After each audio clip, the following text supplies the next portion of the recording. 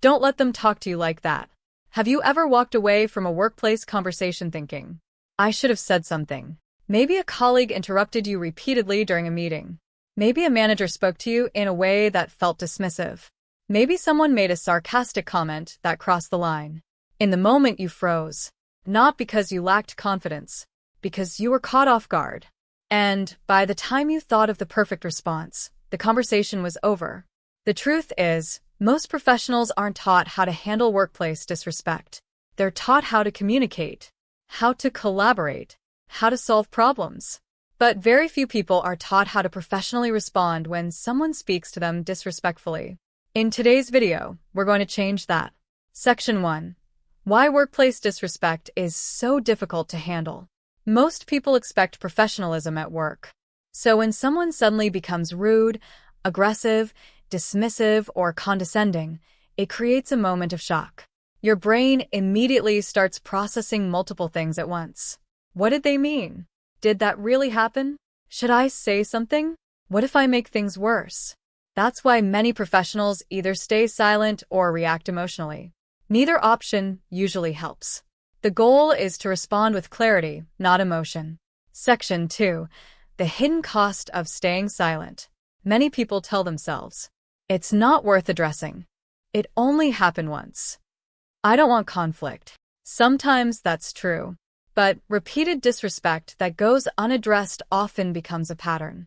People learn what behavior is tolerated. And when no boundary exists, some people continue pushing. The issue isn't a single comment. The issue is the precedent that comment creates. Section 3.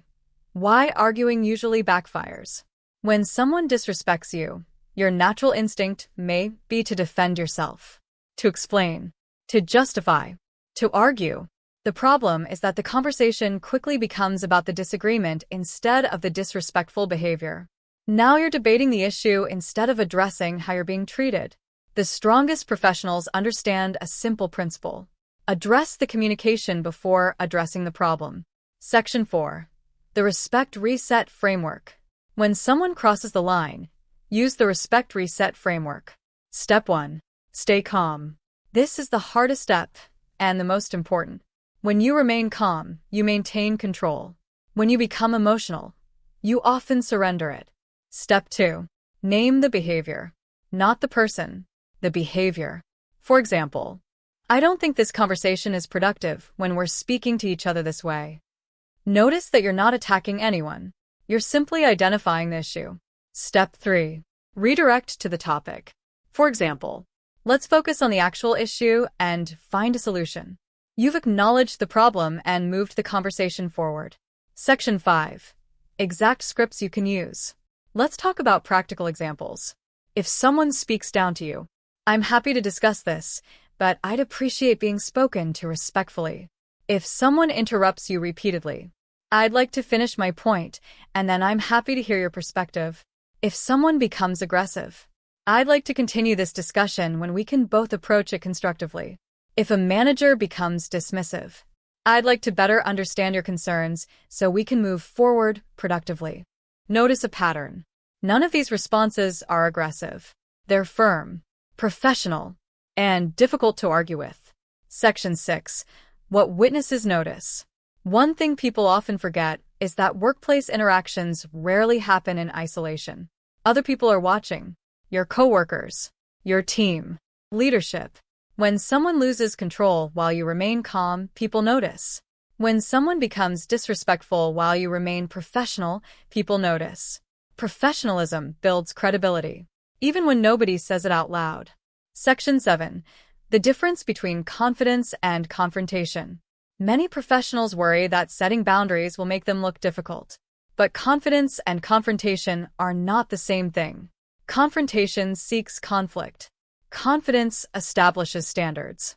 One says, I'm going to win this argument. The other says, this is how I expect to be treated. The second approach is almost always more effective. Section 8. When documentation becomes important.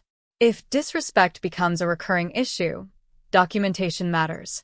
Record, dates, times, witnesses, what happened, any impact on your work. A single incident may be unfortunate, A repeated pattern may indicate a larger workplace problem. Documentation creates clarity, and clarity creates protection. Section 9.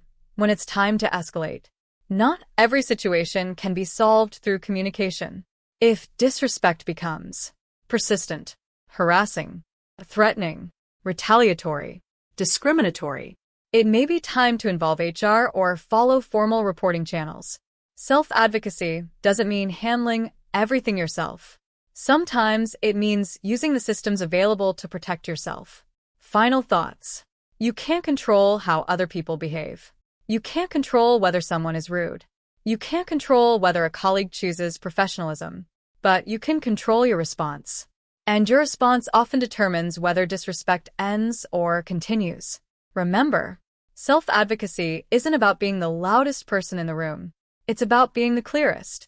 Because when workplace disrespect appears, clarity is often your strongest defense. If you found this video helpful, make sure to read the full article linked in the description below.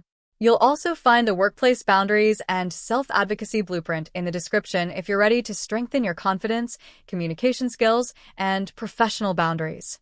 Thank you for watching, and I'll see you in the next video.